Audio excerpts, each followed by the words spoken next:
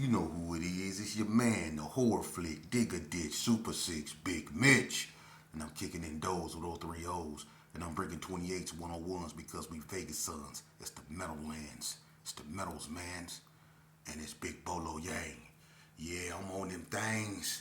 I'm from the project, man. The only one that bring you tank tees with bleach stains on them, man. You already know. Welcome to Vegas Chronicles, man, with your man, horror flick, Super 6, Bigg Mitch. And today, just like every other day, we go kick actual factuals. Today, I try to answer questions, shout out to, I forget that cat name, that brother name that corrected me. On my last video that had to deal, I said something about Ingolstadt. When you're dealing with Ingolstadt, he right, on the south side it is, on the north side it's Ingolstadt, on the south side of it goes into D Street. So with that, I told y'all when you do videos you have to be on point, because you people is waiting for you to say something and then they go be right there to, so it is what it is. Another question that I was asked was, are there any white Gersons? Wow. Let me say this, man. In the beginning, no. We had light-skinned half-breeds, always. People, that my cousin, Michael White, he looked white, but, Killer Can, we got half-breed looking individuals, of my generations, the Fletcher brothers and stuff like that. But as far as just pure white Gersons of my era, we didn't have too many. We had Mexicans. The first Mexican of my era was a Mexican, well, a little bit after my era. The first Mexicans that I knew of was Cisco, and then you have Polo. We have natives, Vato, but we never had like pure white boys until like later on. And we got quite a few now. You know what I mean? Like Mike G and a few more. White boys. One thing about the Gerson you have to understand, and back in the early days, the Gerson was real militant over there. And a lot of white people were at risk coming over there. The Gerson always had a reputation for being, militant. And I'm gonna be honest with you. Other than like White Man Bob and people like that work for the Boys Club, and white people that it was just something about them that got them in. You didn't see too many white people dare come in Herbert Gerson. That was bad, especially after the helicopter incident and stuff like that. But yeah, we had the wax and the alley shots are the reason for, because they're the most. See, the wax are the most probably diverse gang other than the hood ever in Vegas. You have Reap Boys and stuff like that, and that was a white, basically all predominant white gang. But like the hood, the wax, and who else would be diverse? Donna was kind of diverse, but not as. It was predominantly African American. The hood, and I say, the wax are probably the most diverse gangs in Vegas. That have multi-race people. But moving along, I was asked, who was the hardest generation, and I thought I did a video on who was the hardest generation. And I'm gonna be honest with you, the hardest generation to me was the one, I say mine. And the reason why I say mine is because mine is my generation is, saw the rise of the Donna Street Crips, the ABMs, 40 Block, the Northtown Gangsters, Photos Village Gangster Crips. The reawakening of the BTDs, the coast, my generation saw a lot of intensified and deadly wars too. See, one thing about my generation, we Elko babies, my generation, we was taught, by a generation that really preferred to fight rather than shoot. So as we grew up, we kept the fighting part. Everybody that went to Elko, I don't care who you were, if you went to Elko, right then and there is where you found out if you can fight or not.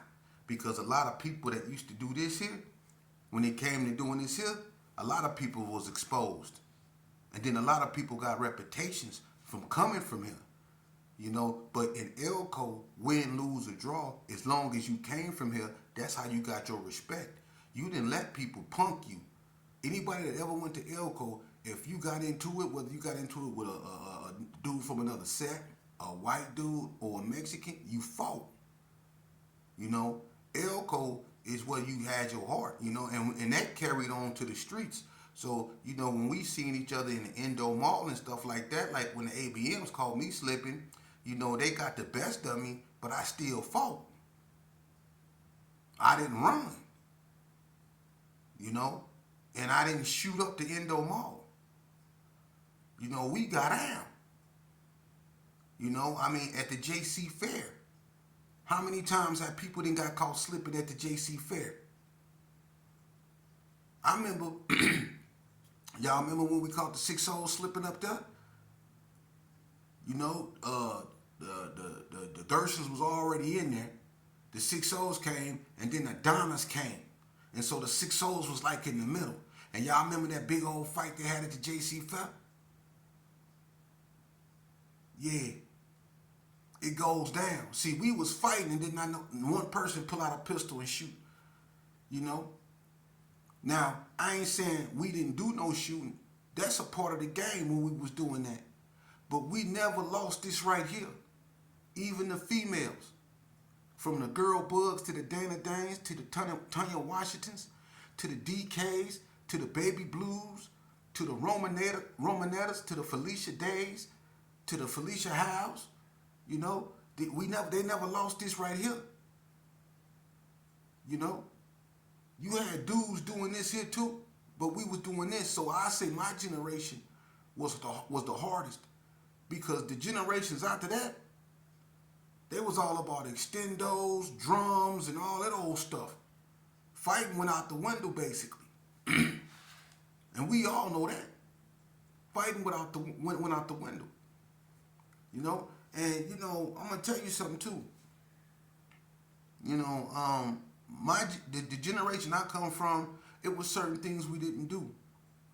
You have to, and if you did certain things, your hood would turn against you, because a lot of things, like shooting up people mama's house and stuff like that, man, we didn't too much do that. You very seldomly heard about that. It happened, but if it did, it was something bad had to happen, real bad had to happen for somebody mama house to get shot up.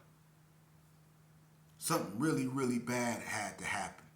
You rarely heard about people mama's house getting shot up, and everybody knew where everybody stayed. We ain't gonna act like we didn't.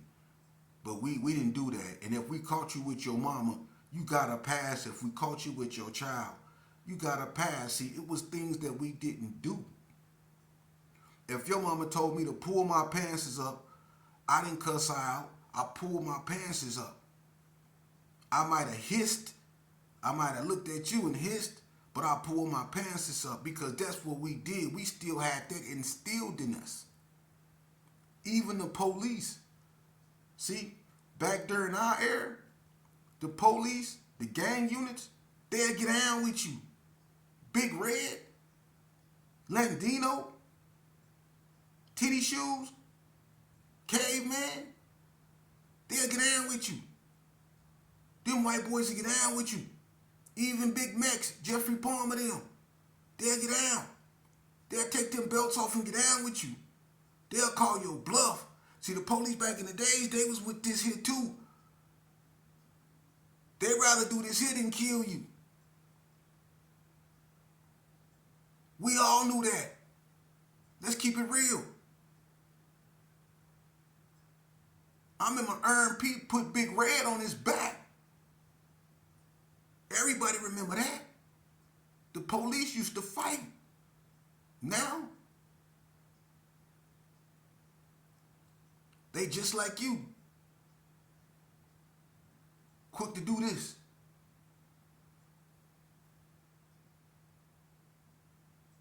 You know? Even the police, I promise you, the police from the old school is looking at this new generation probably in disgust. Because I'm telling you something, on both sides. Because they know. See, back in the days, we did this here. This right here what made you a man. This how a lot of police got their respect in the projects. Because they would get down. And they would take an ass whooping. For real. They'll get down with you head up. They won't let their partner jump you, none of that. They will fight you. That's how it was back in the days. That's how my generation was. How we get away from that? Well,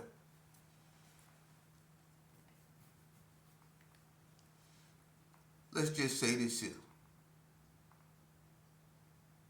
How we get away from that?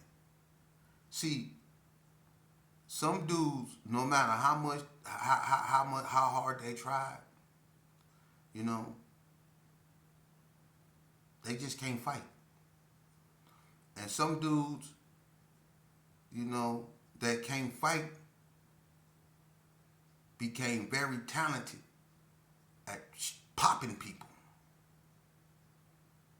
So, you know, you might have a ferocious hand game, but you had some dudes that were so quick on the draw and put something up in you so fast. You know, I'm serious, man. And it used to be some cold crews out there. It used to be some cold crews out there, man. For real. Like cliques of dudes. You know, didn't nobody want to see me, Bread, and Lil Bread. That was a cold crew. Me, Big Bread, and Lil Bread? No. Didn't nobody want to see J-Rat, K-Dog, and Gunsmoke? Is you crazy? Is you crazy? Man, didn't nobody want to see Lil Draws, Stickerbush, and Mook? Didn't nobody want to see Earn P, Lay, Larry Brown, and the Joker?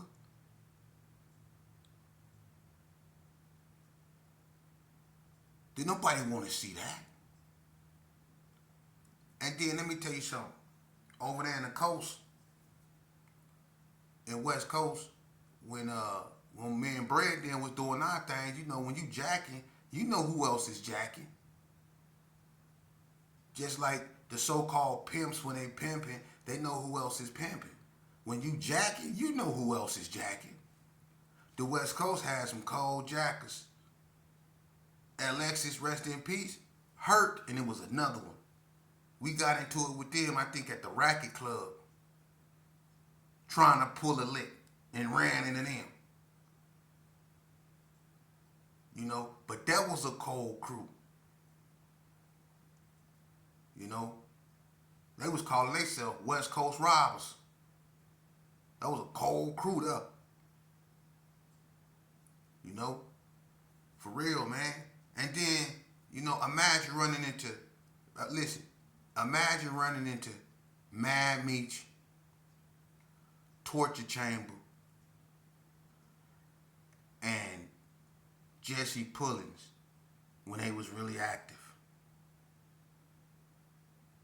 Imagine running into Stacey McElmone, Tony Swanson, and I say Blue Brain.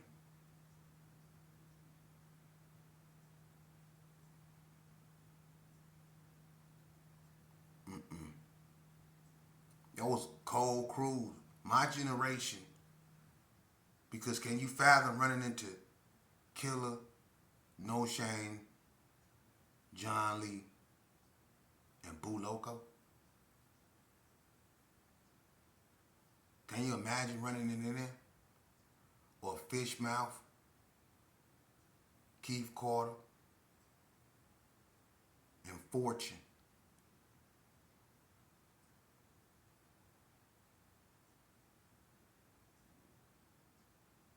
Hell nah.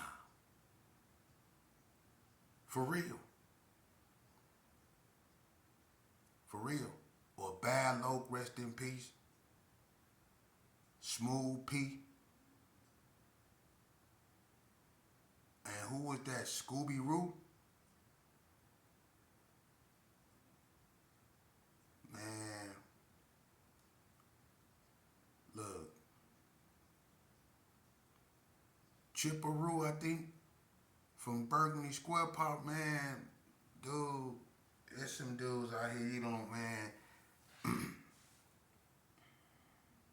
My generation was probably the hardest because it kept the fundamentals.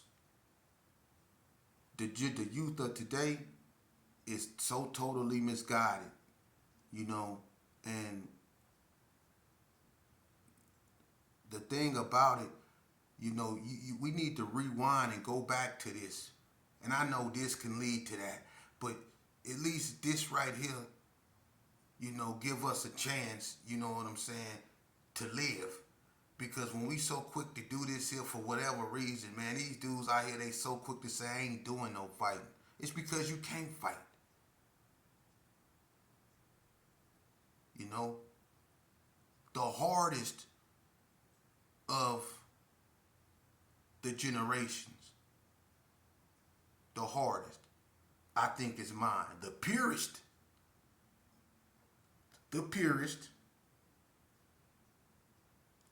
is the ones before us that did this. We was the hardest, but they were the best. And they might look at us how we look at the youngsters because we deviated from what they gave us, which was this right here. And we started doing this right here. You know, but with the fluctuation of drugs and money comes that. But it's my job to shed light on misconceptions, man. And the misconception that, you know, that everybody still has is that what we're doing or what you're doing or what we were doing or what is still being done is cool. It's not. At some point, we gonna have to wake up, man, and understand we living in a fragile world right now, man. There's a lot of things going on around us, man. And we so still caught up and distracted with the destruction and the desecration of our own communities that we don't even get the bigger picture. Look at what's going on around you, man.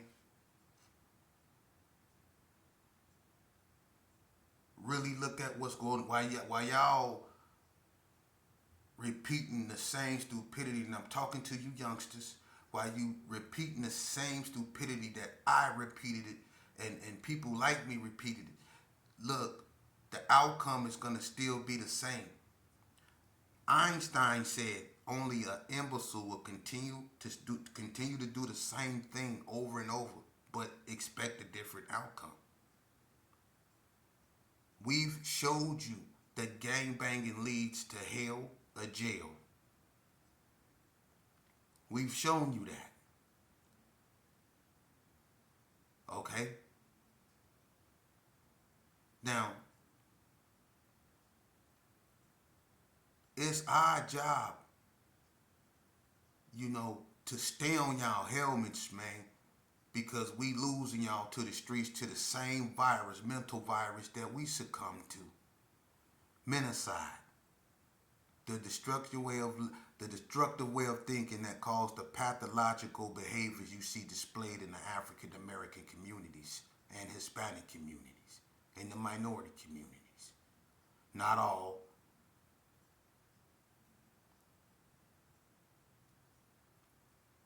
You know,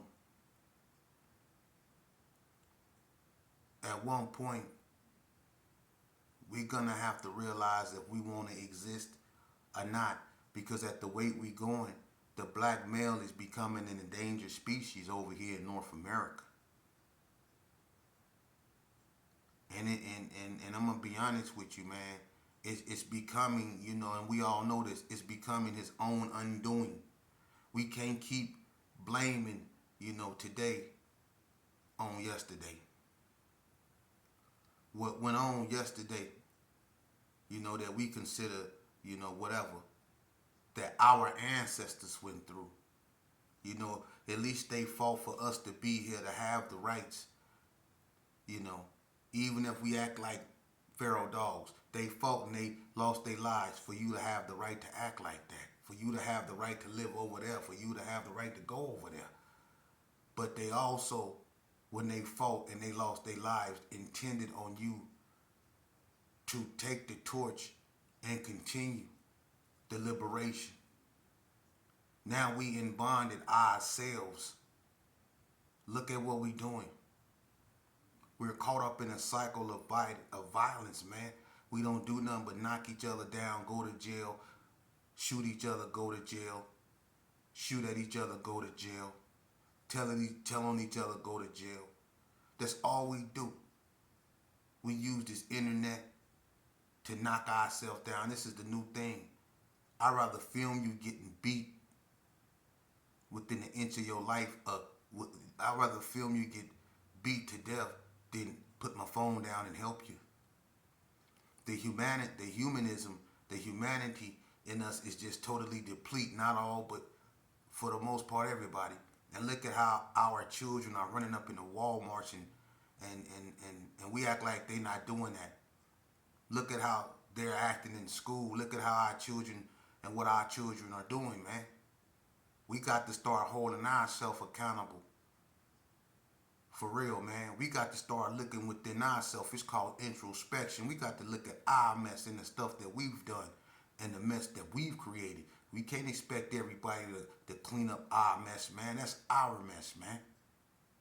Those are our children. We can't expect Metro or the police or law enforcement in general to raise them. That's not their job. That's our job.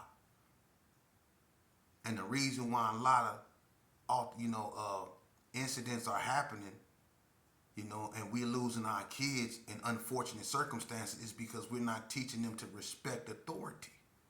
And authority starts at home. The mother and the father is the first form of authoritarian figure that a son or a daughter shall come in contact with in their lives.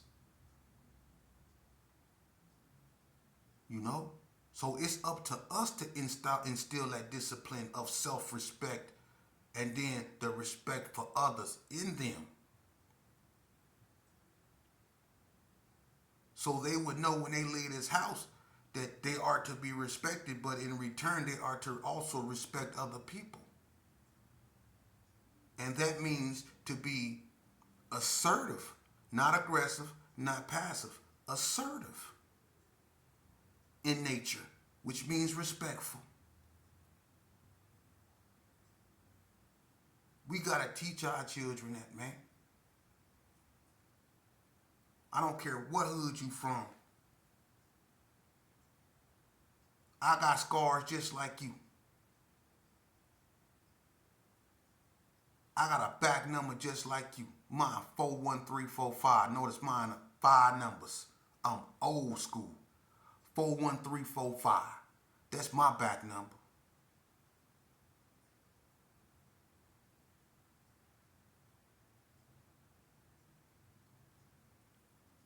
I truly hope one day, man, you know, anyone that looking to link up with me to talk about solutions, that want to, you know, I don't want to get together and glamorize violence. I don't do that.